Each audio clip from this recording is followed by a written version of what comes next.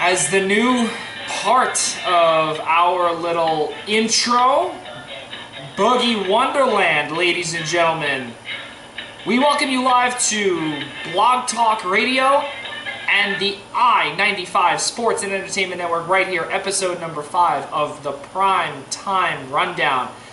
We welcome you back from a 2-week hiatus. Alongside my man Nick Partain, I'm Joey Jarzynka. As we did say, Boogie Wonderland did get us in here, Nick, and someone that his nickname is Boogie. Boogie Cousins, DeMarcus Cousins, tore his ACL yesterday. We have so much to talk about here. Phillies, we had in the beginning, or actually just a few days ago in our when we were doing our homework, we were talking about the Phillies possibly being a disappointment. Jake Arrieta out for the year with a bone spur in his pitching elbow, and then all of a sudden Bryce Harper just hits a walk-off grand slam against the Cubbies. Anthony Iapoce definitely was not happy about that. I should have texted him and asked him, but Nick, I'm happy to be back here with you, buddy, and welcome to episode number 5. We're 5 episodes in, believe it or not. Yeah, it's good to be back. It's nice having 2 weeks since so much stuff happens. It makes our show extra packed and juicy. Yeah, and you know what? I love the way you said that. That's pretty good. We're burger fans. And you did have McDonald's just a couple of minutes ago too. So, but we don't want to let the public know that. But the biggest thing in the New York area, Nick, the New York Islanders have a home, and not only do they have a home, ladies and gentlemen, it's official. They are staying on Long Island. They're staying in the tri-state area. And Lou Lamoriello did say if there was no Belmont Arena, there would be no more New York Islanders On Long Island. on Long Island. So obviously, they would have moved. Which, thank goodness he waited until now to tell us that, because that would have been a really terrifying revelation like a year ago. Yeah. If he ever came out and said, oh, you know, if this doesn't work out, we're gone.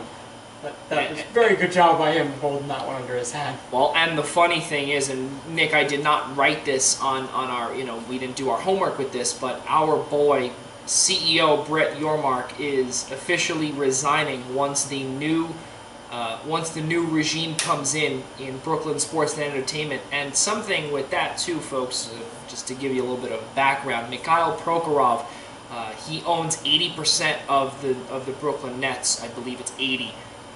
He did. No, I think I read today he was on 51%. 51. The other guy at 49. Right. 49% guy is buying him out. Right. Yes. Exactly. Yeah. Joe Tizzy, I believe his name is.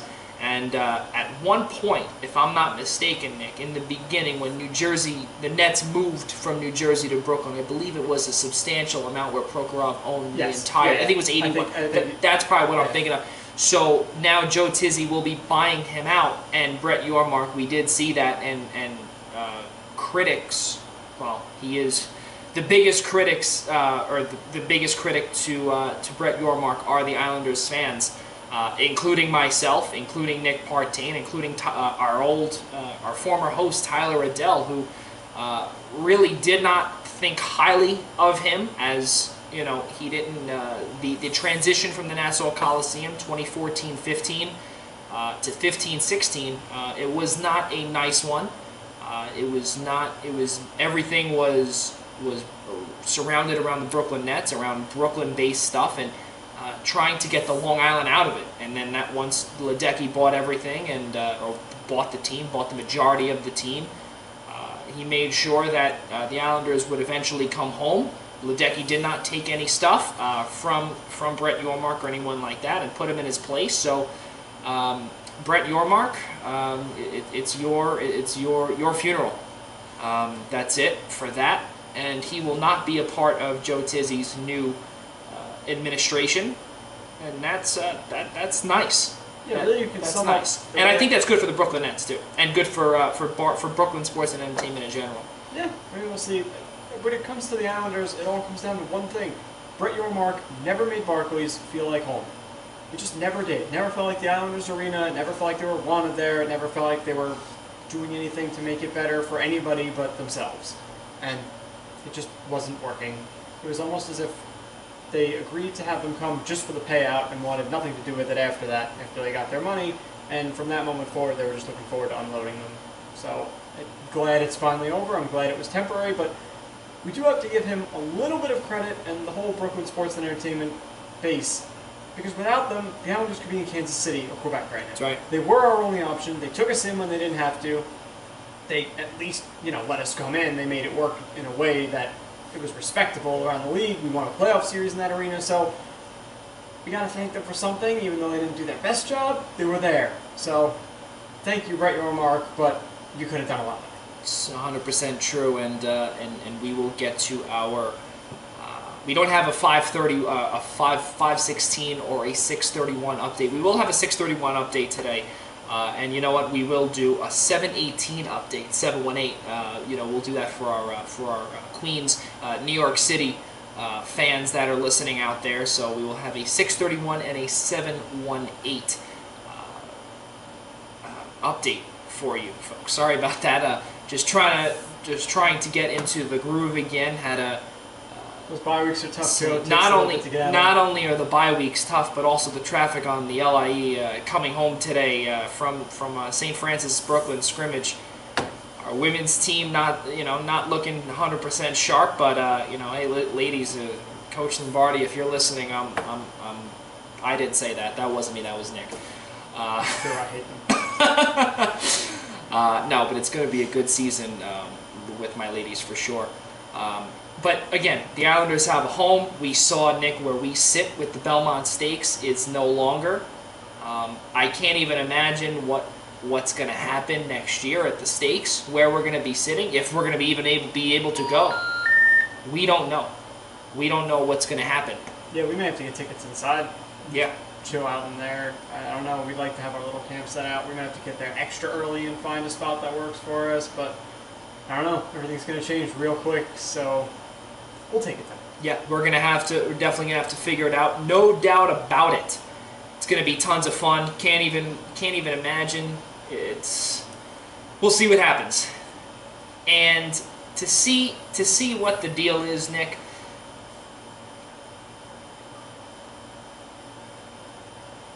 it's gonna be sad thinking about it. The tradition that we've made at the Belmont Stakes, obviously, we're gonna be missed. We're gonna be missed there for sure. Yeah, it's still gonna be the same thing. It should be a different spot. We'll find something. That's for we'll sure. Make this work. Yep.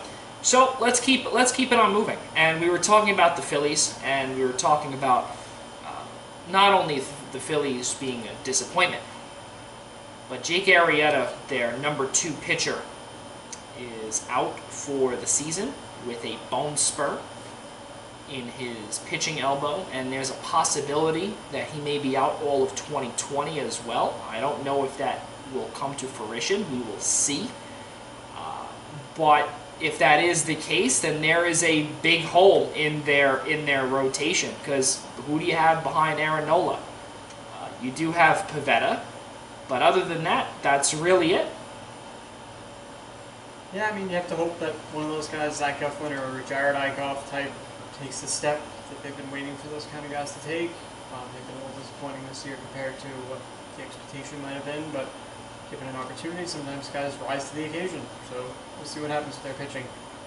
This year isn't the big deal anyway. It comes down to next year. If he's out for next year also, then there's real problems at Philly, but their owner has no problem spending money. If there's a pitcher out there they can sign or they'll make a trade, they're going to make a big move. It's what Philly does. And not only that, too, not only is that what Philly does, too, but the owner did come out and say publicly a few months ago, prior to the season, prior to them actually signing Bryce Harper, we're ready to spend, quote, stupid money, end quote. And, okay, now if you want to do that, let's put your words to the test. Put your name, put the pen to the paper, and sign the checks. If that's what you want to do, do it. And you know what? And his team did pay a big price for Gene Segura.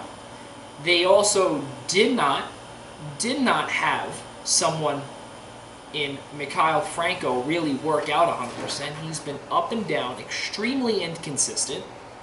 He's no longer there. Cesar Hernandez playing second base, Rhys Hoskins, okay, Bryce Harper. You did lose your clubhouse guy in Andrew McCutchen, but you did go out and get Corey Dickerson.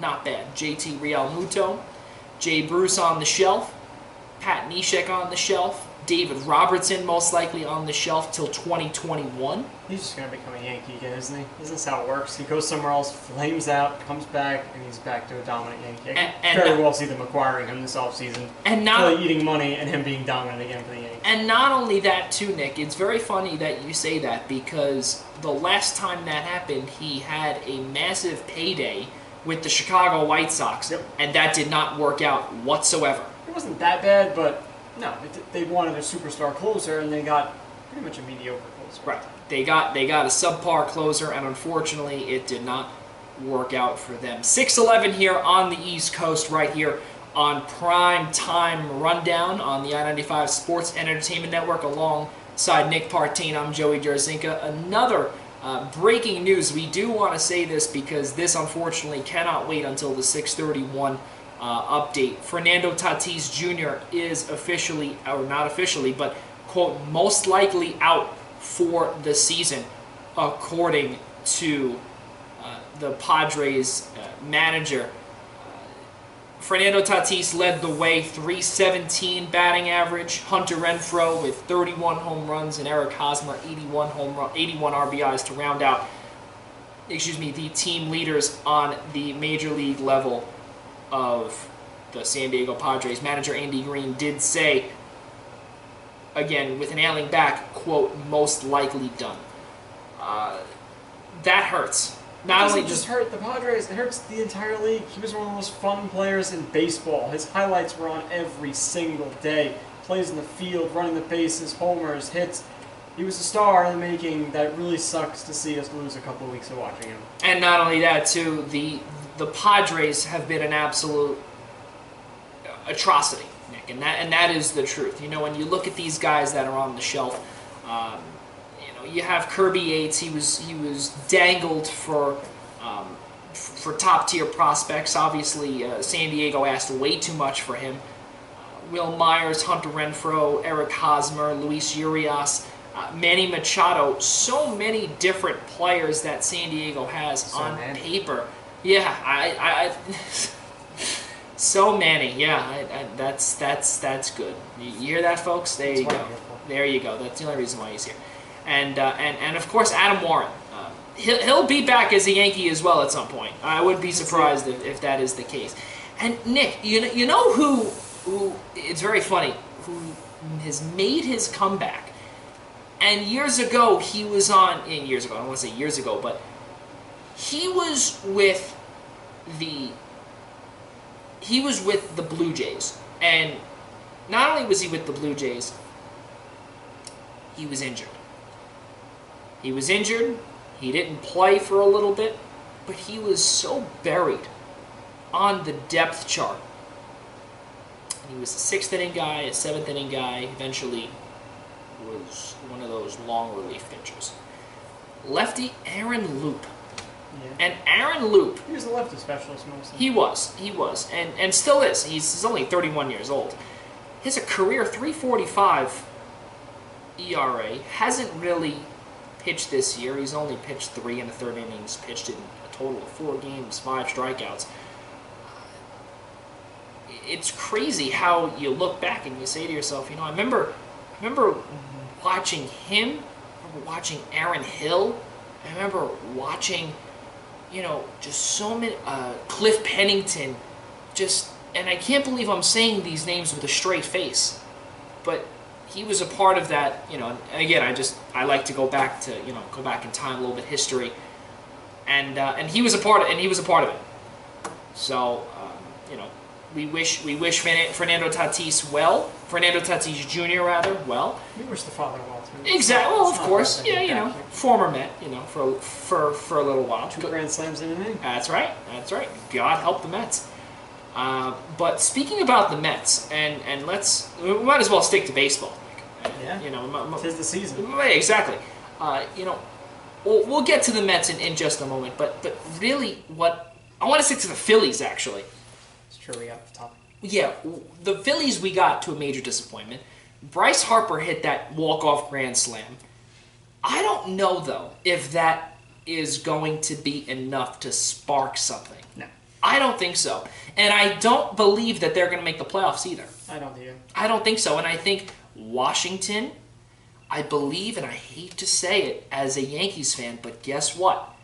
I do personally believe, and I really do see it, the Mets could make a run.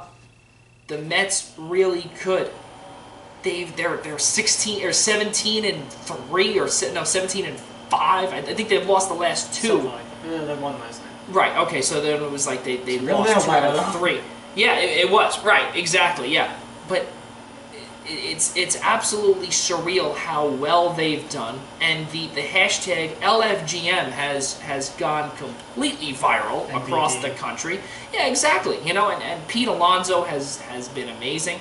We haven't really heard much from Noah Syndergaard either since his "I'm back" tweet with the Wolf of Wall Street tweet. That was amazing. Well, no, there was I'm not leaving, not I'm back. Right. Well, right. It's "I'm back." Yeah. Stole that from him, just leave. Yeah, exactly, right. And the Mets, all of a sudden, they were in the wild card. Now they're 2 games out of the wild card, which really they are 3 games over 500, 9 games back of the Braves. And right now, the Nationals are 10 games over 500. When did this happen? Yeah, I mean, they made moves. They've been steadily playing really well. Yeah. They never hit like that Mets level of 13-1 kind of run, I don't think. It's where they like caught everyone's attention, but they just kept slowly taking series after series. They've finally won this thing. Plus 60 run differential too shows they're legit. This is a good team. Yep. And not only that too, the first team to get mathematically eliminated from the division race. The Baltimore Orioles with a loss last night, or 2 nights ago rather, on Wednesday, 2 days ago, because it was a Wednesday day game. The Baltimore Orioles have lost 4 consecutive games. And they won Baltimore, you know? Yeah. Well, I think the best part also is seeing Gary Thorne he just completely lost it, and Paul O'Neill going into the booth. That was so good. That was the best. And I think for our fans, in just a few moments, we're gonna definitely bring it up because it's Maybe just. this will be enough to drive Gary Thorne back to hockey so we can enjoy him a little more. And you know what? And I really do believe that we need more of him. We need more of Gary Thorne. And it's been a very, very long time since we've seen him. Or since we've heard from him, Well, let alone. We've heard a lot of highlights of his lately, but It's true. Yeah, and you know what? And we're actually gonna play that highlight right now.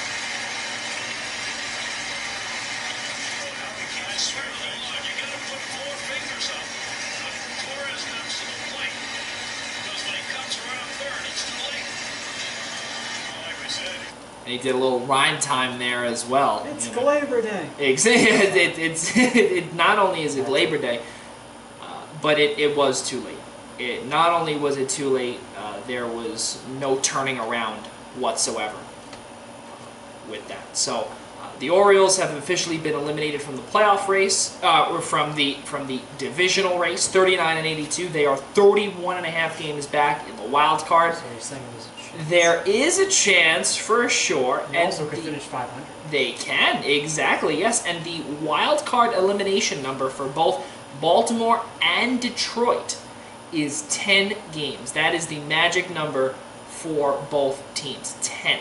And then on the flip side, for the Miami Marlins, 24 games. A massive a change almost in a, just completely different in terms of the numbers. You look at Detroit, Baltimore, they're going to get the 1 and 2 pick in the 2020 MLB draft. And then you have Miami, who really has been much better than last year, but again, 30 games under 500. It happens when you trade away an all-star outfield. It happens when you trade away an all-star infield. Yep. It happens when you, unfortunately, and this is no joke, but one of the best pitchers in baseball, unfortunately passed away. And he would have been, most likely, one of the best pitchers in Major League Baseball today. Yeah. I He's really... another one of those guys that was so sad to see him go. He was so entertaining, inspiring. He was one of those energy guys that like got all fired up no matter how low level the Marlin game would be. He was always into it. And it was usually a win whenever he would pitch. Yeah. It would usually be a win. He was an ace. Legit ace. He was a legitimate ace, and ever since Jose Fernandez passed away, we have not seen anyone since then. We're getting there. I think, well, not we. The Marlins are getting there. Yeah, A few players. They knew what they were doing. They do. Tear everything down, get rid of as much salary as you can, and just slowly start rebuilding it. And that's how it's And, going. and really They don't have right money to do it any other way. And really right now, Derek Jeter, in my opinion, has been doing it extremely amazing. Starlin Castro there as the locker room guy. Jose Urania has been great. Curtis Granderson, another one as well. Garrett Cooper, Brian Anderson, who at one point was the hot corner last year, when they were still owned by Jeffrey Loria. Now he's in right field. So again, I don't want to get off topic, but I did want to talk about the Orioles, and it just had to be said. I do not believe. Well, actually, that actually was on the docket. Gleyber Torres absolutely destroying the Orioles. Let's stick with baseball, because we're just about done with that. The Yankees and the White Sox, Nick, they're playing at Field of Dreams in 2020. Absolutely surreal. Stupid. I don't understand. Really? Why? Why do we need to do this? We watched the Yankees and Red Sox, the best rivalry in baseball, I don't care what anyone says, playing in London on a field that was in no way Major League quality. Balls were bouncing everywhere. Outfielders couldn't read anything. It was ridiculous. And not it was only an insult to the freaking game. I'm so tired of baseball trying to do all these weird gimmicks to ruin what baseball is. People that love baseball love the tradition of it. Love how it's the same game that it's always been. That nothing really that major changes. And they're doing all these nonsense gimmicky things that make it look just desperate. The problem is that according to numbers, baseball is desperate because baseball is dying. It is the truth. Really, are people going to watch because they're playing on Field of Dreams? Honestly, really? I do believe people will, and there will be people that are so that love and are so engulfed with the movie that they will watch, because that is the exact field that it was filmed on. And I do believe, you know what, that honestly, in my opinion, I do agree with you with London, because London, that to me is stupid. Okay, so I understand that you are trying to build similar to the NFL. The NFL is trying to expand overseas. They're trying to expand in Mexico. They're trying to expand further out in the world. Okay, the NBA in Africa, the NBA in China, MLB in Japan, the NHL in China, in Finland, all around Europe. I get it. And guess who is left holding the bag? Major League Baseball. They have to figure it out. Those other ones are playing on legit fields, except the London The game. problem The is... field was a joke. The balls were short, the turf wasn't right. The stadium they played in did no work. It was a soccer stadium. It was terrible. It was a soccer stadium, and also if you look too, the foul territory in London was an absolute atrocity. I mean, that, I guess, of all the things, it doesn't really matter, because if the guy was running out to catch a ball and he didn't make it... Dead center field was 397. There's your problem. And the fair ground was a joke. It should not have been, I think it was like 10-9 in the fourth inning. It shouldn't have been that. And there was like 4 or 5 home runs. It wasn't really because of the walls necessarily. It was the freaking fungo ball bounces all over the place because the turf just wasn't right. You could tell that even star outfielders, Gardner, guys like Talkman, Mookie Betts, they couldn't read these things. It was a joke. And also the worst part too is that when they were playing, it was sunset in London, and that was the Saturday game when it was 1 o'clock start here and it was 6:10 over there. It wasn't sunset, but it was beginning to go down, and when you saw that, it was not good. Not good at all. It's just poorly planned. Right. But the whole thing with Field of Dreams, though, I do believe that's okay, and the reason why is basically, I do agree with you, it is desperate, and unfortunately, Major League Baseball is desperate to get viewership. It is the truth, folks, and I hate to say it, is that Major League Baseball is dying off. It is. And I would not be surprised by the time that folks my age or your age, Nick, by the time we get to, or maybe when we're not on this earth anymore, baseball will not, it's still going to exist, but it's not going to be as big as it once was. Yeah, no, the other sports are all gaining ground on. That's what it is, and you look at it's more boring. And it's you how it is. And you look at that, and you know what? And the problem is that the millennials want to see. They want it. They want action. They want it to keep going. They don't want the let's relax. Let's take out a scorecard, have a hot dog, which is $5 by the way, or a bag of Cracker Jacks, which is $7.75 plus tax at Yankee Stadium. It's not the way it used to be. It's not, hey, here's a nickel and give me a hot dog. It's not the way it used to be. And unfortunately, people want to see action. They want to see fight. Not so much fighting per se, because then you can go to hockey or wrestling or UFC, which again is gaining ground, but that's another conversation for another day. I don't know. Conor McGregor punched a grandpa. Say it again? See that? Conor McGregor punched a grandpa. He did, and that's ridiculous. That's another story for another day. In terms of Field of Dreams, that's going to be played in Iowa on August 8th, I believe, August 8th, 2020. I personally am looking forward to it. I mean, I've watched Field of Dreams numerous times, and the cool thing about that, and I think clearly Nick is very opposed to it, but maybe next year they'll play on the moon like in Space Jam. You never know. You never know, because listen, if Major League Baseball is desperate for viewers, that may just happen. Maybe they'll play on a Little League. Well, and you know what? That is actually happening this coming week. Like a legit. Well, that is true. 60-foot bases. That'd be really fun too. That doesn't ruin the game at all. We're playing on these nonsense locations just for the gimmick of it. Well, they are playing in Williamsport. Cubs Pirates, I believe. I think it's this Sunday or next Sunday. I think it's next Sunday. They are playing. Anything that involves Little League, I can care less. Well, no. I'm talking about the Cubs and the Pirates. I know, but I don't. This is the same genre of something involving Little League. I just ignore it. Well, as honest as that was, Field of Dreams 2020. The way that fans are going to be able to enter, it's going to be through the legitimate cornfields. Is the way it's going to be.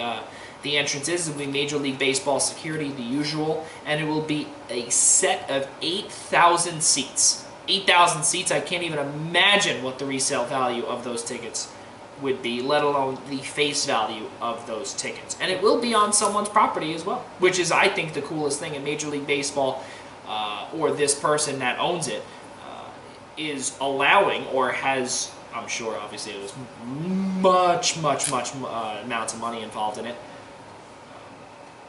I can't wait to see what Major League Baseball is going to do with that. We spoke about the Nationals, something that when I was in Canada last week, that's why we were on break last week. Something that I have been speaking about and I have been a big critic about are the Blue Jays, and I don't have a problem with them at all because they're a good fan base. The Raptors just won the NBA championship, the first title in Toronto or in Canada since 1993, since the Blue Jays won the World Series.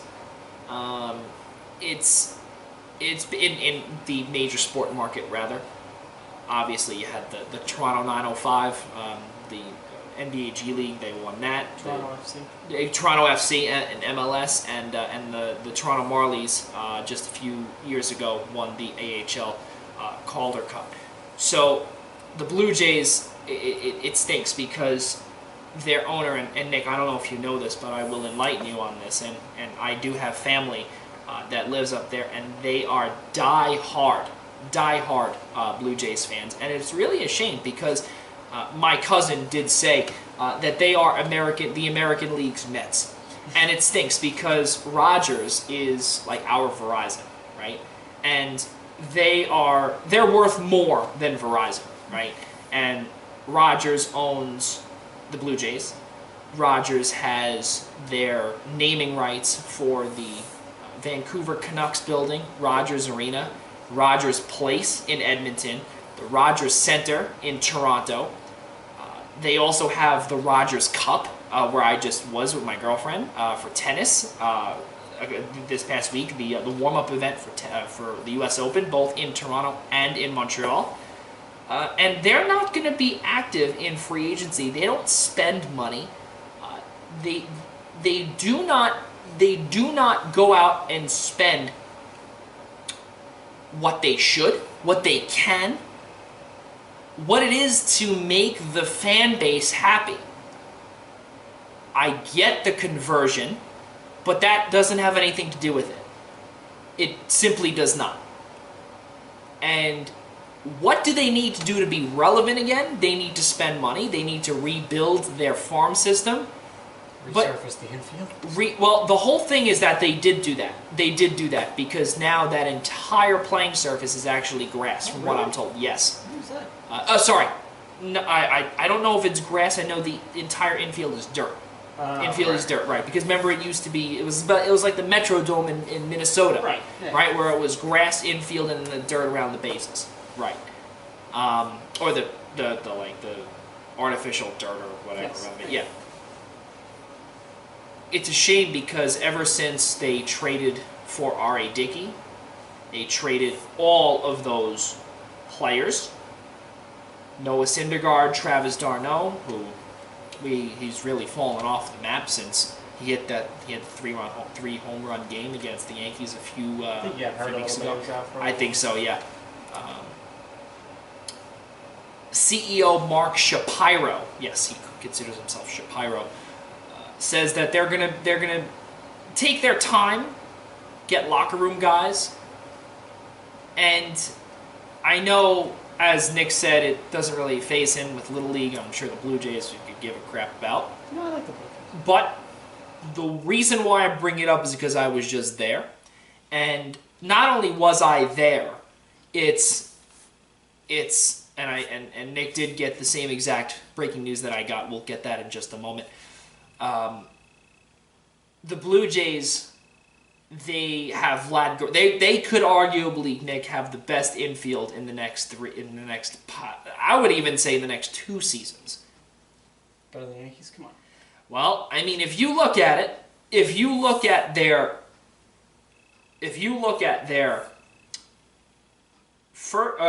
second, third, and shortstop, Vlad Guerrero Jr., Kevin Biggio, and Bo Bichette. Justin Smoak is just a throw-in. Justin Smoak has been absolutely god-awful at times, but then also we've seen a Justin Smoak that we've never seen before, an all-star, a 35 home run player in the Rogers Center. It's not, unless you're Edwin Encarnacion or Jose Bautista or, I can't believe I'm saying this, Adam Lind. You're doing a pretty good job. And the infield for the Yankees, I think, on that side, I think it could be comparable. I'm not going to say it's going to be better. I'm going to say, though, it's definitely going to be one of baseball's best. Okay. Fair. Rogers should be spending money on their team. They don't care about the Blue Jays. They do not want to remodel the Rogers Center, where I just was. The seats are tiny. You fit 53,000 people in a building that you can't even fit. And I'm not that big. I'm 6 foot, 200 pounds. I lose a little bit of weight, sure. But for anybody that's my height at 6 foot or even a couple inches shorter, you have a problem sitting there. I know, Nick, you haven't been there, so I know this is like, okay, get on to the next topic already. But it's something that needed to be said. They've come out and said publicly that, yes, we're going to get it. Yes, we're going to get it done. But we're going to do it in phases. Okay, but when are these phases going to start? the first thing you should do is rip out the seats. Rip out. I get that you want. You could jack up the prices. And also, let's not forget a 33% exchange rate in Canada, which is a lot. So for every dollar Canadian, you get 77 cents back American, and vice versa. Do better, Rogers. Do better for the Jays fans, for my cousins, for the generic fan like myself, that whenever I do go to visit my cousin, I go to a Jays game all the time, because why not go to a baseball game in Canada? Usually you think, okay, I'm going to Canada, what sports are there? I don't know, hockey. That's simply what you think. If you go to a place in Canada in the summer, what do you... Well, I mean, yes, that is Toronto FC, obviously, and I was supposed to go, but I didn't. Damn me. Should have went because they won, I believe. I think they won against Orlando City. I think they won. Probably. Yeah. Yeah. Do better and spend some money. And from what I did read also, according to Forbes, Rogers is also just a few $1 million shy in terms of revenue behind the Steinbrenners. You have the money. Spend it. And you could be a powerhouse. And you can make whatever money back They drew against in Orlando. production. They drew. Okay, so it was a good thing that I didn't go. 6:37 here on the East Coast, right here on the I-95 Sports and Entertainment Network, along with the Blog Talk Radio Network, alongside Nick Partain. I'm Joey Jarzynka. Nick, our 6:31 Sports Update. Give me a little bit of what you saw, or what we saw, on our phones. Well, Josh Gordon, the oft-disgruntled wide receiver who's currently a Patriot drafted by the Browns in the 4th round of the supplemental draft a few years back, has been reinstated again by the NFL. So that's, of course, another nice thing for the Patriots. Good for them. Well, now that the Patriots have Josh Gordon back, Nick, let's go. Let's play the game of over-under. How many games over-under will Josh Gordon play before being suspended again? I give it under 6. I say he makes the full season. Let's go. Wow. Going over. So you go over 6. He's getting himself okay. help. It's not like he's getting... I don't think this time he was suspended. I think he personally took himself. At least the last few times it's been more of his own, he's trying to fix whatever it is he's battling. It's a tough thing he's going through. True. It doesn't seem like it's something that it's just like he doesn't care and whatnot, and he's getting cares. himself in trouble. He cares, so I'm rooting for the guy. I'll say he plays every game and ends up winning Super Bowl MVP, because that's how things work for the Patriots. And also they did sign Cameron Meredith, too, as depth. So Another one of those vintage, super high upside, Yep. could just cut him if he doesn't work out. low risk, high reward. The amount of players that Bill Belichick signs: Cameron Meredith, now Josh Gordon, Julian Edelman. You have Chris Hogan. You still have, and really you say Draft N'Keal Harry. Yeah, exactly. You have Sony Michel. You have so many players, and regardless of losing Rob Gronkowski, Nick, I hate to say this, but as an Eagles fan, there is a strong possibility that the way I see it, and what I think, and you as a Jets fan will probably punch me square in the face, and please, it'll be on camera. I just have this nagging feeling that Rob Gronkowski is sitting out of training camp because he doesn't need it. Yeah, I've heard See him come back. That he might come See back. him come back. 6 or something. See him come back for another Super Bowl. See him come back. I think when you could the latest that you can to be postseason eligible. Tell me I'm crazy. I don't think you're crazy from Gronk's perspective, but let's say the Patriots are playing really well. Do you think Bill Belichick would openly accept him if he thinks he already has a Super Bowl caliber team? risk the fact that he'd be A, booting a starting tight end to the bench. B, you don't know what kind of shape he's in. C, you don't know if he's going to be partying the whole time, if he's going to care the way he's supposed to when he was getting paid the big dollars and getting all the fame. It's a risky move. If you already think you're a Super Bowl contender, and one of the tight ends they brought in, they did sign Ben Watson, who will be suspended for 4 games, but then he'll come back. He's been a serviceable tight end for a while. Are you really Ben Watson has been great, yes. Yeah, so he aged phenomenally. He was a Patriot originally, and then he got old, and they let him go, and somehow he kept chugging. If I'm not mistaken, he was drafted by the Patriots. Yeah, I think so. Yeah, he was a Patriot. So that was in the Andre Branch days, in the Deion Branch. Andre Branch, Jesus. Yes, Deion Branch, my mistake, yes. Deion Branch, Tim Brown.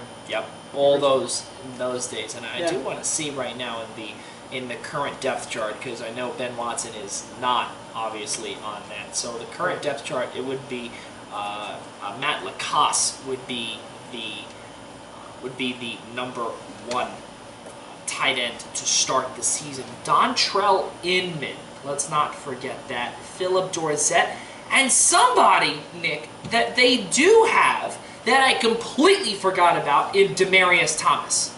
Yeah, that's right. We don't know how healthy he is. And he did tear his ACL. He did last year. Not the end, but It's he had a couple weeks left. James White, Sony Michel, Devlin, Burkhead, Brandon Bolden. We have to X out of this page. It hurts. But let's go back to Josh Gordon. Something that the NFL released here. Commissioner Roger Goodell notified Josh Gordon of the New England Patriots that he will be reinstated to the NFL on a conditional basis, effective Sunday, August, I believe it is 18th. Gordon may rejoin the Patriots to attend meetings and engage in conditioning work and individual workouts. Subject to appropriate progress on clinical care and other arrangements, he will be permitted to participate in team activities, including practice, but he will not have had sufficient conditioning and practice time. However, he may attend but not play in the Patriots' Thursday, August 22nd game, my birthday. We are all rooting for Josh to succeed, both personally and professionally, said Goodell. Everyone shares in that hope and will continue to support him to every extent possible. But as Josh acknowledged, ultimately his success is up to him. Gordon had been suspended indefinitely since December of 2018 for violations of the NFLPA policy for program for substances of abuse. So he was suspended by the NFL because of another relapse, and I do believe that he is trying now. At one point, it did not seem like he cared. In my opinion, that is Nick. And also, one more update. Vancouver Canucks general manager Jim Benning has signed an extension. We do not know They brought him an extension? Nobody can understand anything that lunatic is doing. He's getting more money? Oh my god. According to Elliot Friedman of TSN, he is. And what Sportsnet. So Jim Benning of the Canucks has gotten an extension. I don't know what he's doing. I have no idea.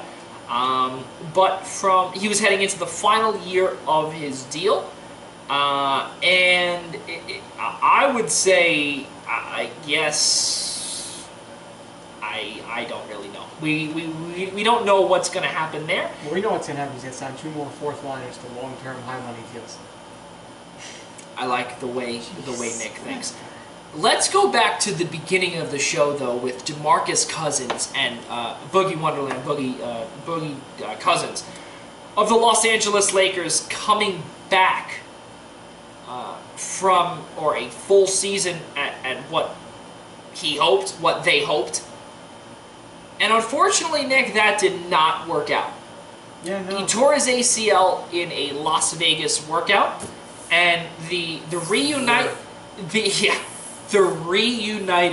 Big Three in Anthony Davis, DeMarcus Cousins, and Rajon Rondo will have to wait till potentially 2021 or late 2020 if he resigns. And truth be told, I don't see him coming back. Yeah, I don't know. I don't see it. I think paying him, he might keep trying, but it's tough. He's had such bad luck in his legs the past few years. 2 ACL tears and Achilles tear. It's gotta be really wearing on him at this point. You feel so bad for a guy who's played with such heart energy. He played for some bad teams, but he always battled out there. He get a lot of texts, but that's because he cared. He was battling. He was fighting. He was. I give him a lot of credit. Yeah, I do too. I don't see him lasting. He never commanded trades or anything like that. He wasn't a diva. He just wanted to win. I don't see him lasting in the league more than 5 years. Oh God, if he makes 5 years, it'd be a miracle at this point with the way his legs are put together. And that does not include this current season, because this current season obviously he'll be recovering. Yeah, I don't see that. So let's keep it moving. And that's the one thing we forgot to say about the Phillies. Charlie Manuel's back. That's true. Charlie Manuel's back as the hitting coach. So the AFC still. Wow, AFC. Yeah, see that's what happens when I go completely off topic. Exactly. Yes. This is what happens in the NL East. There you go. Bring back 80-year-old position coaches like the Mets with their. Phil Regan, 82-year-old pitching coordinator. Let's go find the oldest guy we possibly can. Exactly correct. So. We will see what the deal is there. There's so much more to talk about right on the opposite side of this break. You're listening to this presentation of episode number 5 of the Primetime Rundown right here on Blog Talk Radio and the I-95 Sports and Entertainment Network. We'll be right back on the opposite side of this break. Do not go away.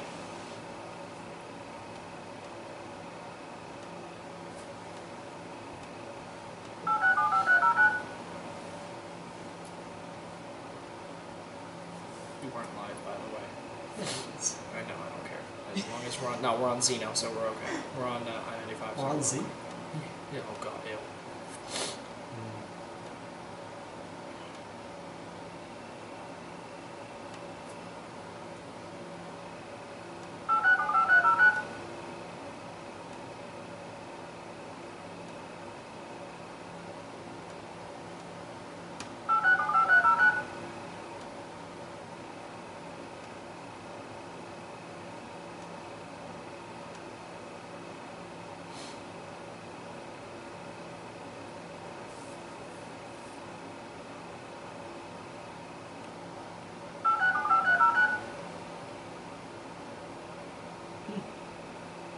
You see the, what's it called? Brittany Armor thing? Oh, okay. Start your show now. Press 1 to hear. Since it appears you're calling back He's into been the hired, live but show, we are might have to work on reconnecting you things now. that can be.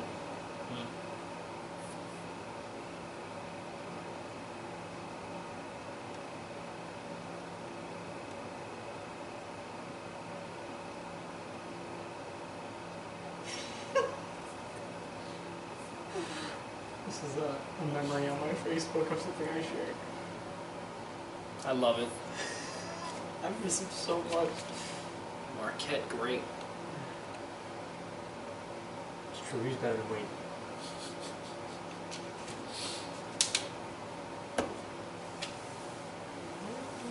So we'll get back. We'll talk about that. We'll talk about you know what I want to talk about? Antonio Brown. Jadeveon Clowney. It's hard, everyone gets cold feet when they're on the new team. You gotta say that. Huh? Yeah! Alright, you're okay. Don't worry. Alright, ready?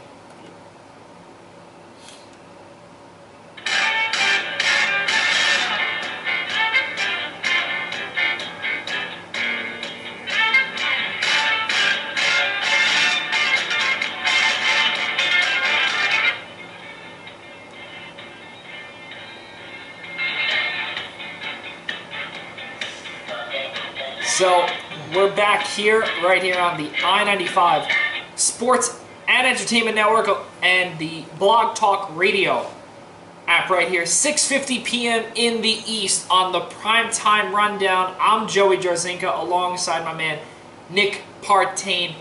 Nick, we had a little bit of technical difficulty on Blog Talk Radio. I-95 Sports and Entertainment Network has been with us the entire time. Cannot thank Bobby Garenti enough for allowing us on Zeno on I-95 Sports and Entertainment Network this entire time through 5 full episodes.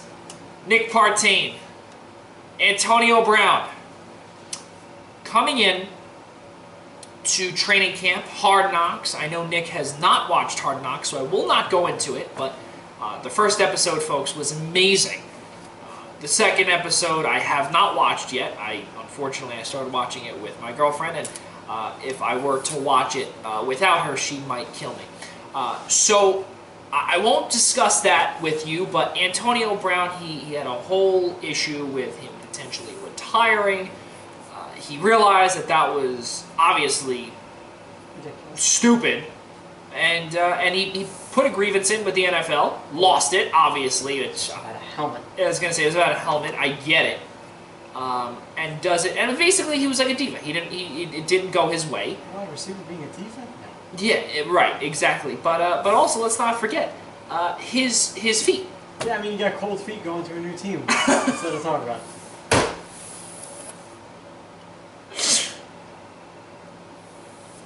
Because he had frostbite, ladies and gentlemen. He had frostbite on his feet. If you're just getting it now, I make great jokes. he put an Instagram post up where he had frostbite on his feet, and it looked pretty gross. And that was the issue of why he was held out of training camp, or did not come to training camp, or full go training camp. He did come to training camp in a hot air balloon. God help him. He was trying to cool up. He was trying to warm up his feet.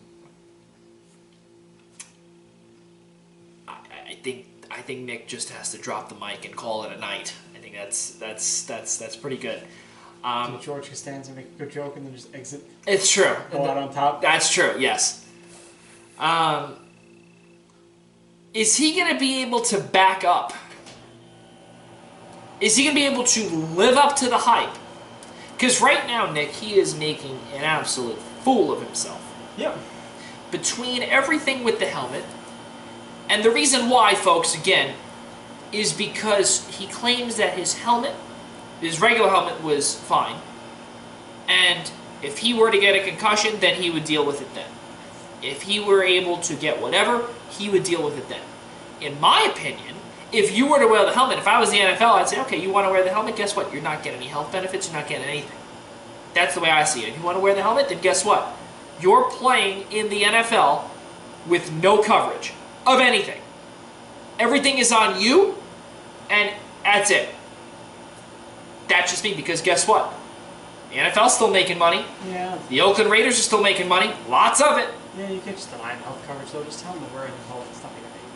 Well, and then if you don't want to wear a helmet, then guess what? Can't play. Can't play. That's it. And you know what? That's fair. That's fair too. And obviously he was not going to drop all the money. It wasn't going to happen. Yep. But do you think that with all of these antics that are going on, Nick, is he going to be able to back it up? I don't think any of the antics are really going to distract Brown that much. But will it distract the Raiders? The Raiders really going to win anything this year anyway. The Raiders are on Hard Knocks. It's already enough of a distraction. I really don't think this is that big a deal. By the time Week 1 rolls around, none of this will matter. I don't think Antonio Brown will be like the best receiver in football. I think the situation, and if his feet don't heal and that holds him back, and he's not getting in shape because he's not in training camp, and things like that could hold him personally back. But I don't think this is going to majorly derail the Raiders, who were always a circus sideshow kind of thing. It is there, I think, last year in Oakland. It is. So the fans are going to be rabid. They're going to really want this team to win.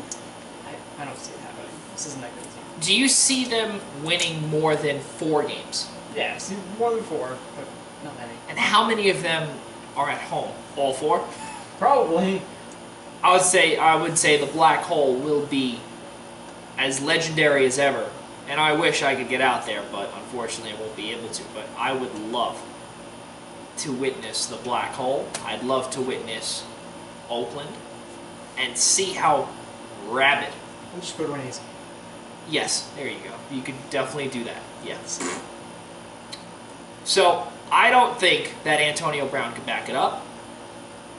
And on Hard Knocks, his kids, it was very funny. His kids, they asked him, Nick, and they said, "Oh, where's Roethlisberger?"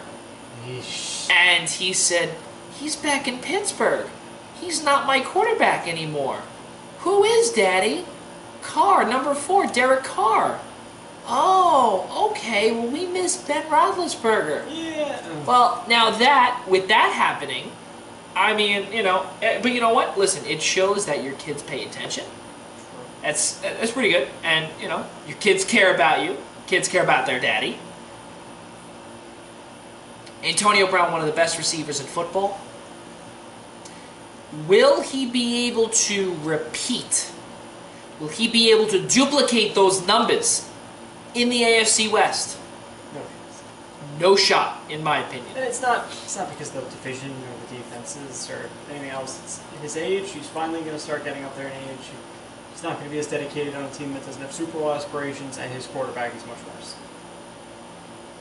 It's not the same situation. Pittsburgh had possibly the best triad of offensive players in the league for a while with Brown, Bell, and Ben. So, without that ecosystem there, he could be good, he could be great, Antonio Brown with the Raiders, but he won't be the best receiver in football anymore. I think, realistically, Julio Jones. Could be Julio. I could see Odell Beckham having a massive year with Baker Mayfield, because now that offense is loaded. I could see that as well, but then you also have to add in Jarvis Landry.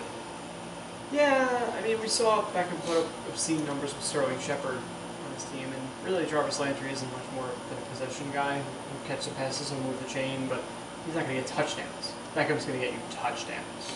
That's true. You are right. I do see that. Yeah, I guess so. You look back last year at some of the numbers from Antonio Brown, and he had 15 touchdowns. I believe, if I'm not mistaken, that led all wide receivers, and it did. 104 receptions, 12, almost rounded up, 1,297 yards, rounded up 1,300. He averaged 87 yards a game. I don't see it. He had 6 40-plus yard catches, 17 20-plus yard catches. Nick, I don't see that happening this year. Yeah, it's going to be tough. I mean, Carr has the arm to go deep, but I don't think he has the accuracy or the rapport that Antonio Brown and Ben Roethlisberger did. How many of those throws were off schedule? Ben scrambles around, or the play breaks down and Brown sprints upfield knowing Ben can just loft it up over his head. I mean, just chemistry's not going to be there, especially with him not being in training camp. It's not going to be the same. We'll be lucky if Antonio Brown gets half of those touchdowns. We'll be lucky, I think, if he eclipses 1,000 yards. That might be a little bold of a prediction, but it's just not going to be the same. I don't see it. And you all, not only that, but you also have Tyrell Williams there as well. A good deep ball receiver who's going to be the one lifting the top off. They might use Brown more underneath than he ever has in his career. And I don't know if he's going to like that if he's not putting up the touchdowns. Well, we're going to see, because I don't think John Gruden really cares what he says, and I don't think it's going to be.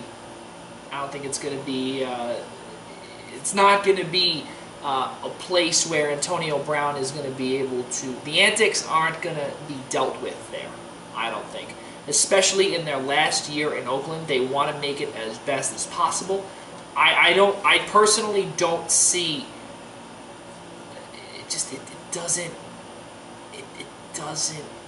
It's tough to see where Antonio Brown's going to fit in. And you look at their depth chart right now. You still have J.J. Nelson, Hunter Renfrow, the newest guy who they drafted. But really, the remainder of the roster, Nick, is it's not that good. The best, what I do love, is Richie Incognito. Yeah, that's good. He's brought in there. He's a big boy, and he's insane. He's absolutely nuts. Yeah, he's one of the top 5 worst human beings in professional sports. I would go with that as well. And what I do believe, though, I do believe that the back end of the Oakland Raiders, I think they're going to be better than advertised. LaMarcus Joyner, Jonathan Abram, who on Hard Knocks, you saw it, and he's cocky. And I don't know if John Gruden's going to be able to handle that. And from what we've seen on that Hard Knocks episode, he's basically told him that, you are a rookie. You got to listen. He's out there tackling guys, and he's hitting guys. And you can't do that against your teammates because then you're going to injure them. Not only are you going to injure them, but remember, you're not playing an opponent. I get that you want the NFL season to begin. You want preseason. You want the regular season. You want it. I get it. But you got to calm down. Carl Joseph has not fit in since John Gruden has come in. Yeah, that's what happened. A new regime comes in and the old draft picks become obsolete. Brandon Marshall, Vontaze Burfict. My goodness. Yikes. Jonathan Hankins. And the best part, Sounds like a playoff team from 2010. not only that, but from last year's Super Bowl, Ethan Westbrooks has come in, and he's listed as the third defensive tackle on the left side. Now, if I'm not mistaken, Ethan Westbrooks last year was a part of the 3-4 Wade Phillips defense, but he was a backup. He was, or sorry, not a backup. He was the left side, or actually, no, he was the backup once Dante Fowler came through, was traded for. Was Dante Fowler no, he was the outside linebacker. So Ethan Westbrooks was the starter. On the left side, in the middle, and Ndamukong Suh, and on the right was Aaron Donald. No, that's not right. Wade Phillips is a 4-3 guy. I was right the first time. It's a 4-3. Dante Fowler was the left side defensive end. The defensive tackle, Ethan Westbrooks. That's exactly right. My mistake. Okay, I got that now. So, from what we see, Ethan Westbrooks was a free agent for a majority of the offseason. Comes in, provides a little bit of leadership in the locker room. Nick, I see no more than 5 wins in Oakland. Yeah, sounds like a pretty good spot to put the over-under. Stinks. Yeah, true. And the way it looks, heading back to what we were talking about, Jim Benning from the Vancouver Canucks, not yet confirmed, but according to David Pagnotta of the Fourth Period, sounds like a 2-year extension for Jim Benning. More disastrous stuff for the Vancouver Canucks. Nick Partain. What else do we have on the docket? I mean, we can talk about Avery Williamson. The news that came out today. Yeah. For him, Jets, not good. Typical Jets fashion. They go out, they sign C.J. Mosley to pair with Williamson, one of the best middle linebacker tandems in the league. Inside linebacker being able to play a 3-4. And then they trade Darren Lee because he's not useful anymore. And then Avery Williamson tears his ACL in the second preseason game. For whatever reason, he was still out there with all the backups, and a rogue defensive back diving in the end zone trying to break him a pass, drills him in the knee, and takes him out for the season. So now we have that to deal with. Shorten the preseason. It's enough. It's unnecessary. So, I don't know if it's so much shortening the preseason. I do believe that it would be nice to shorten the preseason, make it 2 games, make it 18 regular season games. Yeah, don't extend the regular season. These guys already hate the fact that the season is the way it is. Just get rid of one of the preseason games and call it a day. Get rid of the 4th one, in my opinion. Yeah, it doesn't matter which one. And every year, 2 teams have to play 5 preseason games. Let's not forget that. No, it's the Hall of Fame game. The Hall of Fame game, they have to play 5. So, let's not forget, they have to play 22 games. 22 games. That's only 2 teams. The other 28 teams, or the other 30. Your math stuff, 21 games. It was a bye week. Oh, right. My mistake. The other 30 teams, because there's 32 teams in the NFL, have to play 20. Right? 20 or 21? 20, right. Losing my confidence here.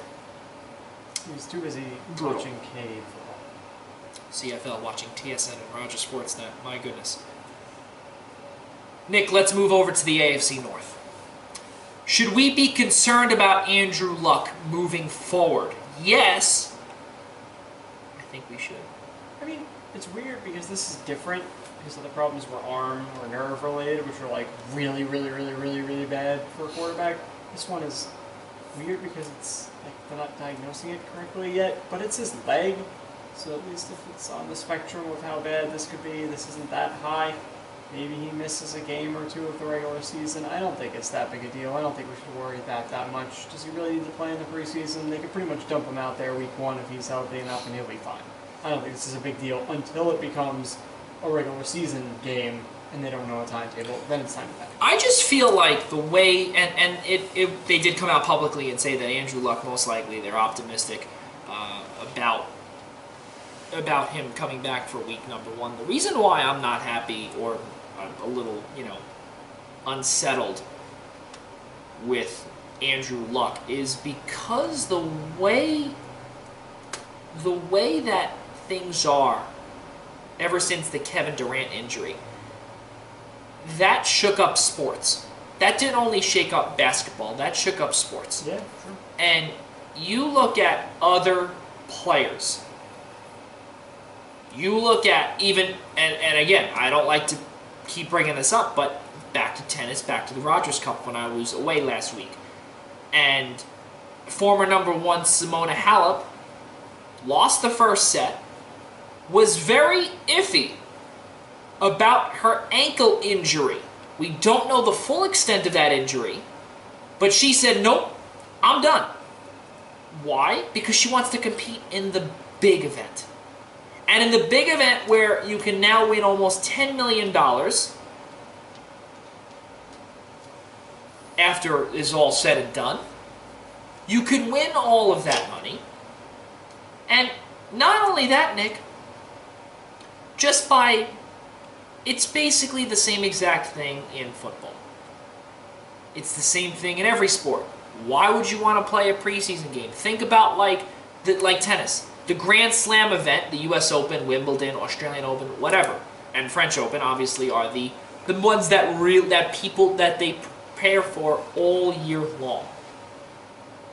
And these players prepare for the regular season. Why should you go out there in the preseason? I get it. I agree with you. But am I concerned? Yeah, I am. We haven't heard anything. We literally have heard nothing until today. An ankle injury, a calf injury. Well, guess what? Kevin Durant had a calf injury as well, didn't he? Yeah, I guess you could say he had bad luck. Yeah. Yeah. So, with that being said, I mean, yeah, I am scared for him. You lose him, it'll be 2 years ago. It'll be 2.5 years ago all over again. And they made it to the AFC divisional round last year. Yeah, they ran into a freight train, Kansas City. Tough weather. It's a good game, but great game. And they got better this offseason. I like the moves that the Colts made. If Andrew Luck's healthy, they could be very dangerous. I think the Colts could win the AFC South. They could win the AFC.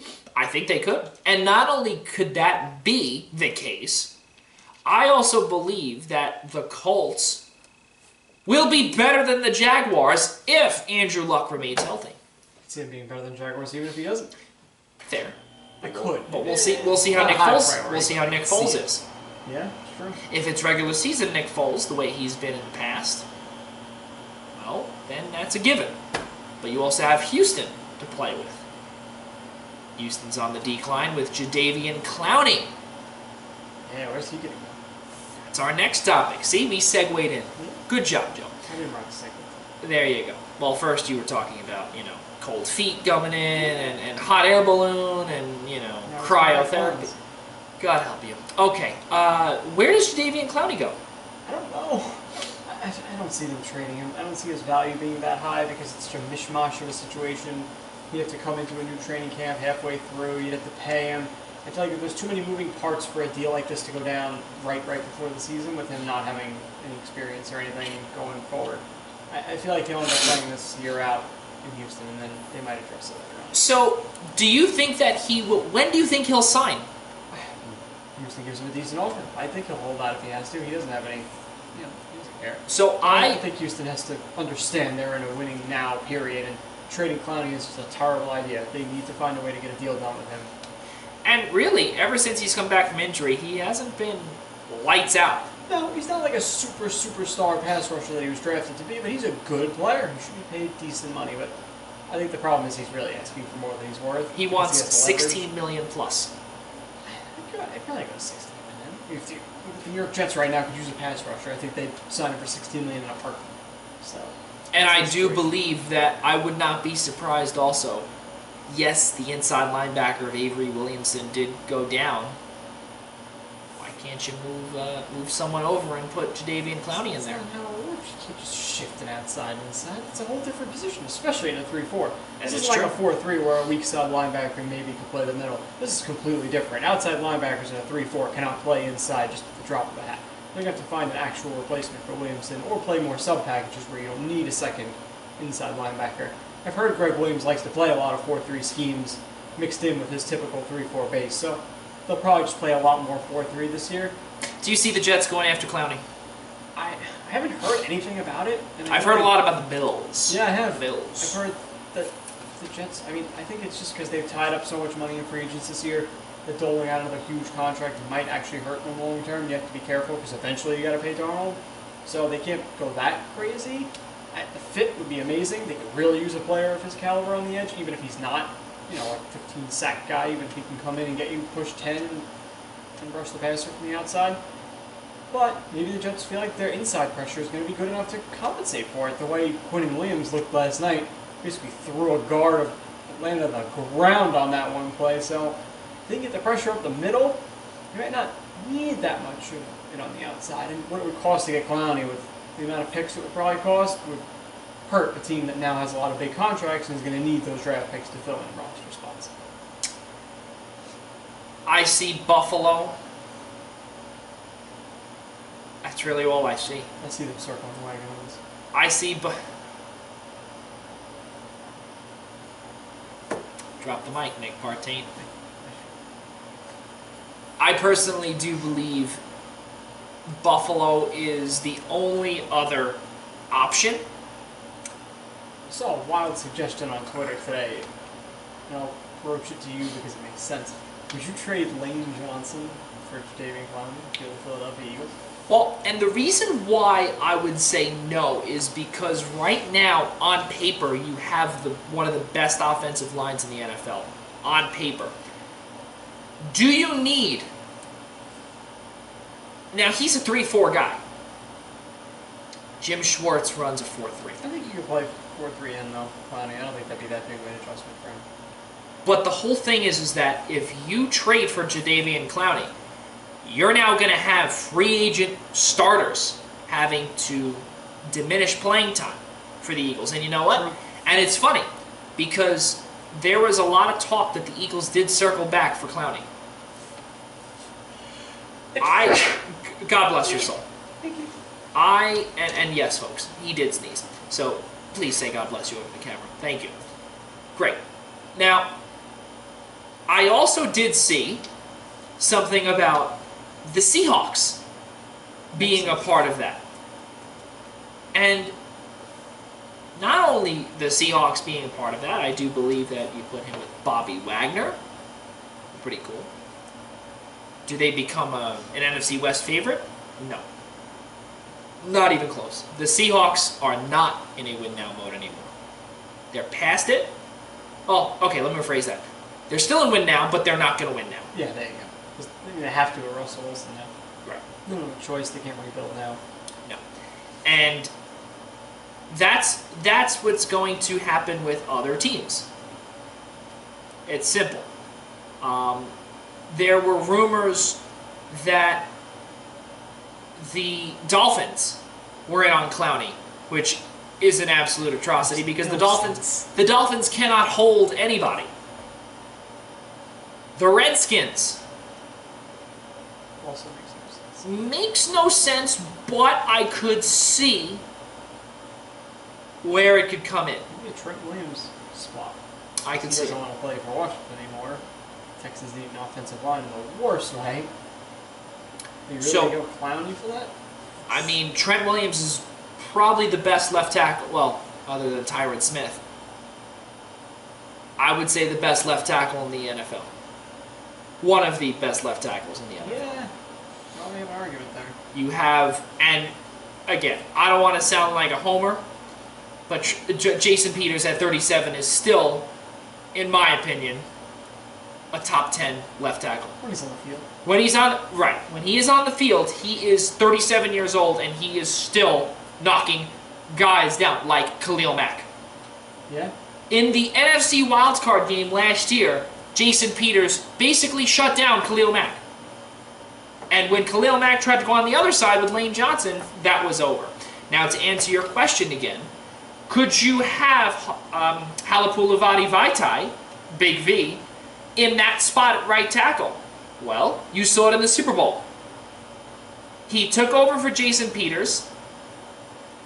He held the offensive line intact. Could you trade Lane Johnson for him? I still wouldn't do it. Well, didn't they just draft a kid in the first round, too? Really? Andre Dillard. Yeah. Andre Dillard, yes, but the whole problem with that, though, is that you have Dillard as the Jason Peters replacement. Yeah, yeah. So he's set to go in left tackle, I would say. I assume so. He's set to go there. I don't see him going anywhere else. And personally, and it's funny you say that because now I'm looking with this. NFL writer proposes Lane Johnson for Jadeveon Clowney trade. I thank you, Nick. I did my And I'm glad you did, because unfortunately I didn't, because I suck. No, I didn't. To an extent. Jadeveon Clowney stays put, or he goes to the Bills. It's one or the other, in my opinion. The 7:17 hour here, 7:17 on the East Coast, right here, on the I-95 Sports and Entertainment Network, alongside Nick Partain. I'm Joey Jarzynka. We are also live on the Blog Talk Radio app. Let's keep it moving, Nick. And the 7:18 sports update. No, that's all we got. Is nothing. We had Josh Gordon. We did have Josh Gordon, yeah. Nothing's happened since Yeah, no, not much has happened since then. then. Scoreless first inning for Tanaka. Yeah, there you go. That works as well. Well, then let's go back to a couple of things yesterday in the preseason of the NFL. For Arizona, for the Cardinals, they were absolutely clobbered by the Raiders yesterday. And on top of the Cardinals actually doing well on paper in free agency, on the back end, they lost their starting cornerback, Robert Alford, to a devastating knee injury. Not an ACL tear or anything like that, but it is a long-term injury where he will most likely be put on the PUP and the long-term injured reserve until Week 8. So, excuse me. And they're also without Patrick Peterson for 6 games, Nick. I see the Arizona Cardinals getting the number 1 overall pick again. 2 pick. Miami Dolphins have that secured at 1. Yeah, I don't think they'll be that bad. Really? No, I mean, look at the Browns last year. Were really, really bad, and then Baker Mayfield figured it out, and they won a couple games. I can't see them being that bad. I see teams like the Dolphins, like you mentioned. I see teams like the Bengals scraping the bottom of the barrel. The Redskins. I can see Tampa being really bad again. I don't know. I'd have a hard time believing that the Cardinals are the worst team in the league this year. I think they'll somehow escape the bottom 5. That's maybe a bold prediction, but what does that mean? They won't be maybe 4 games. So. Well, again, on paper, the Cardinals are actually very good. Kyler Murray, Brett Hundley, Drew Anderson, oy gewalt. For all my fellow Jews out there. Their back end is pretty good on paper. Tremaine Brock, oy. Byron Murphy, he was just drafted. Deontay Thompson, DJ Swearinger. Budda Baker. I do love the linebackers, though. Chandler Jones, Jordan Hicks, and T-Sizzle. T-Sizzle about 6 years ago was amazing.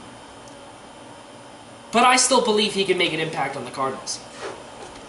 What I do believe, though, is that I think that the Cardinals will be, I do agree with you, Nick, that they will be better than advertised where they are garbage. I do believe that in the final few games of the season is when things will be turning up for them. In the first 6 games without both Alford and Peterson, your 2 starting corners, you're getting nothing.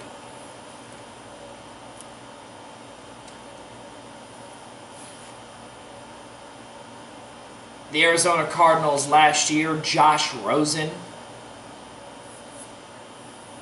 What was their record last year? Terrible. Well, 3-13. thank you. So 3-13 last year. They obviously had the number 1 overall pick, chose Kyler Murray. Had no idea what sport he was going to play. Now well, we they know knew it's when they football. drafted him. Right, yeah. But obviously before that. And it wasn't too long before that either. Yeah, yeah. You know who we haven't heard from recently? The Carolina Panthers. Yeah, they're flying under the radar a little bit. I heard that Cam Newton's arm looks fine, which is their biggest concern coming into this year. And they were thinking that it could be a season-threatening injury. And I remember at the end of last anytime year. a quarterback hurts his shoulder, it's a big deal. Well, no. I mean, it was also at the end of the season, too, last year. Yeah. And it was something that it would take probably about 2 years to heal, which is unheard of. Yeah. Well, it's not unheard of. You look at Andrew Luck. Been in and out for the last 3 years. And last year was great for him. And something else, too. The Chicago Bears, Nick, I don't think they're going to be as good as advertised either. I don't see and I know that it comes down to Mitch Trubisky if he could take another step. Not only Potential is that, there for him. It's a matter of if he actually plays that well, because you can't rely on your defense to be that good again. It's very, very hard for defenses to repeat being that good, and they lost some key pieces. So it's going to be up to Trubisky to carry the load a little more with that offense and show that he actually has star quarterback potential. and not only and I don't think he does. I think he's good. I do not believe that he has star quarterback potential.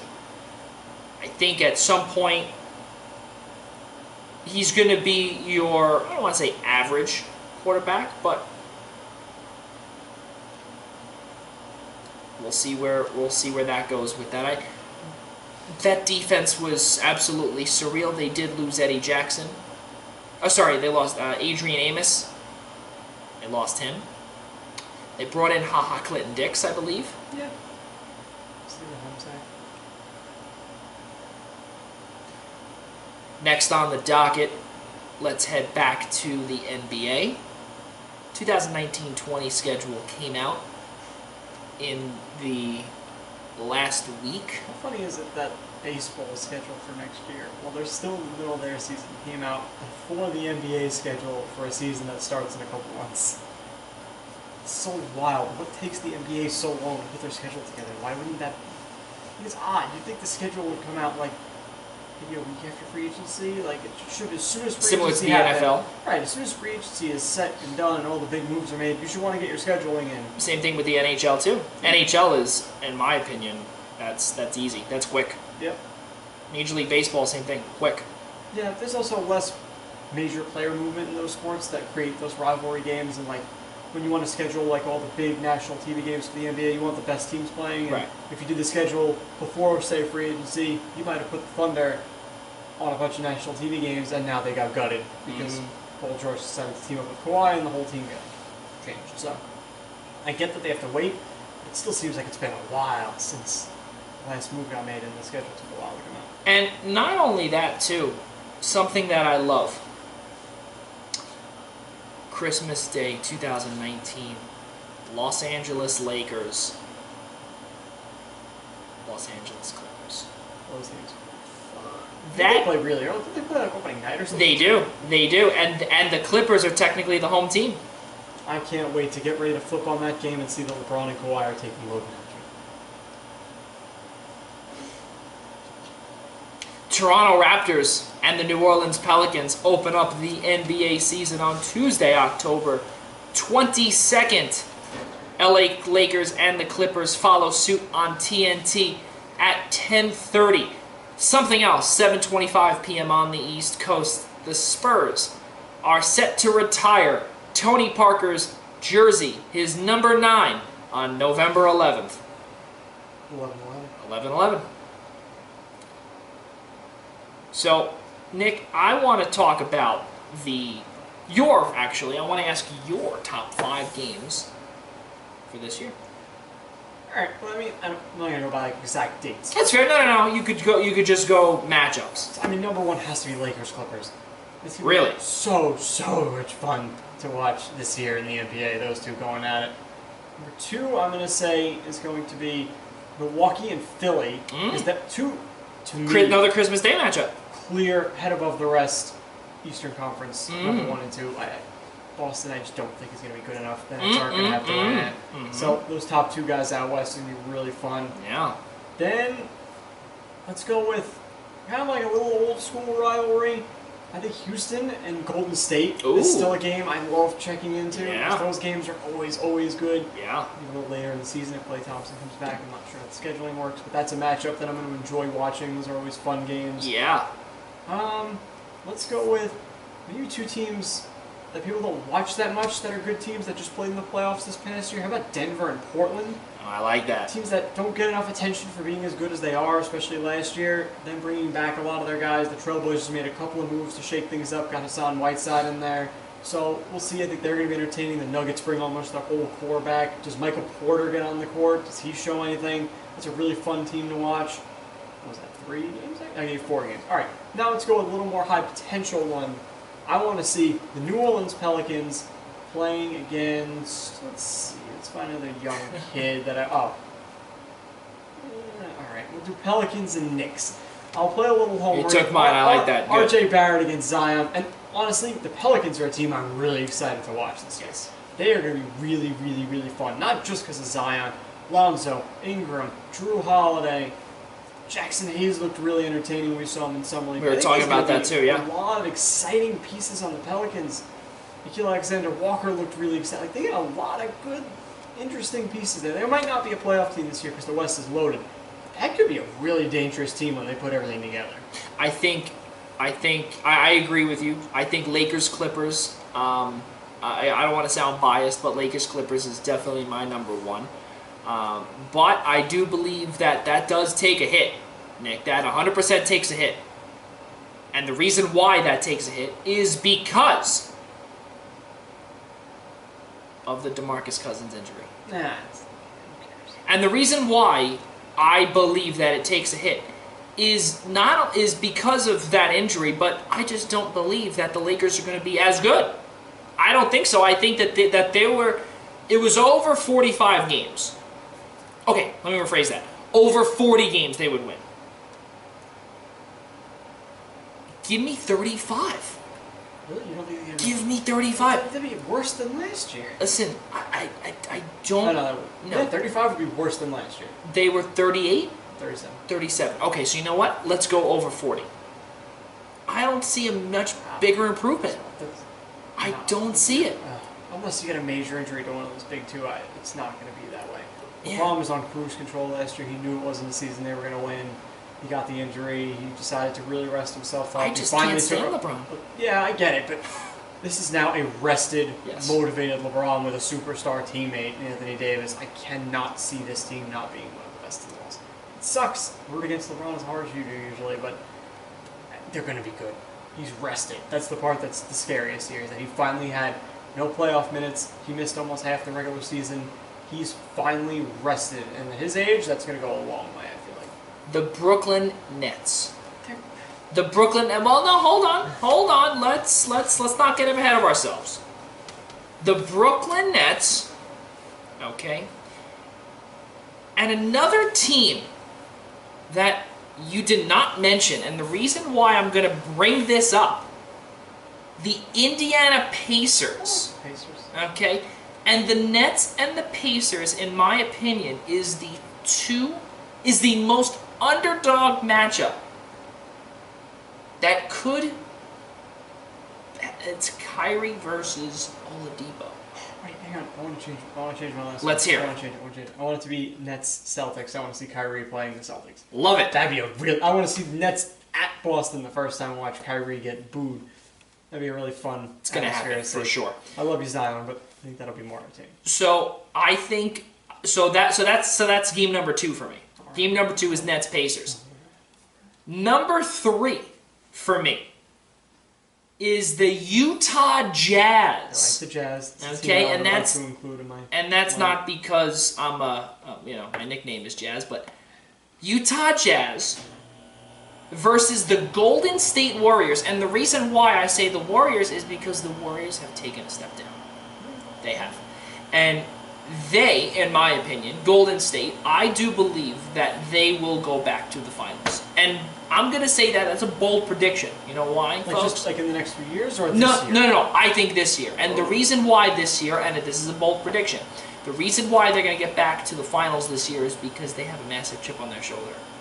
They are not the favorites. In that interview, he was salivating. They are not the favorites. They are the underdogs. They do not like that. Draymond, Steph Curry, Klay Thompson, when he comes back, if he comes back this year, and D'Angelo Russell. You lost Andre Iguodala. ACL, I'd be with you, but I don't think Klay will ever be healthy enough this season to propel them that far. Next year, I could absolutely see them being a little more of a dark horse title candidate because they'll finally have the big four all healthy, you would assume. But this year, I don't think they're going to have the juice at the end of the year to do it. They're another team that's tired. They can almost benefit, kind of like LeBron did last year, to missing the playoffs this year. Dipping it, take a step back, figure out how to integrate Russell, get Klay back maybe for the last month or so, get him some reps, see how things congeal, and then go into the offseason, rest up, figure things out, and come back next year. Well, another reason why, Nick, I said the Golden State Warriors is because they're opening up a new building. And not only are they opening up a new building, but they're going to be in San Francisco. So you're going to have a lot, and that's $1 billion building, mind you. That is a $1 billion arena. That is one of the most expensive arenas in the entire world. Usually you get billion-dollar stadiums, not arenas. This arena is going to be world-class. The Chase Center in San Francisco, right on the bay. Cannot wait to see it. The next game, that is game number 2 for me. So, just to recap, Nets, Pacers. Oh, actually, this is game number 4 that I'm about to go to. Nets, Pacers, Lakers, Clippers, Jazz, Warriors. The next game that I want to go to is the New Orleans Pelicans against the Atlanta Hawks. And I like the Hawks because Trae Young. Yeah, I like the Hawks too. The Pelicans, yeah. John Collins, exactly what you said.